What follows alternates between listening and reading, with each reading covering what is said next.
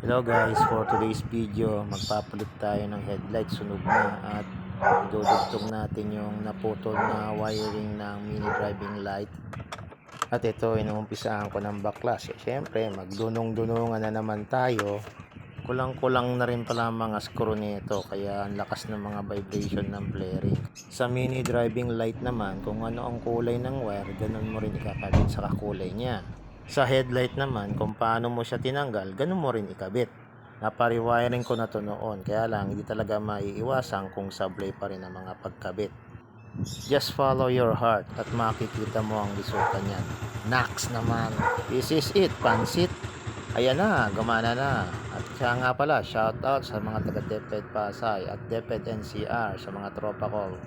Miss you guys! Siya nga pala, sa lahat ng may electric bike dyan at na gustong mag-upgrade ng battery at parts, dito kayo kay Ninong Sam at Ninong Mark.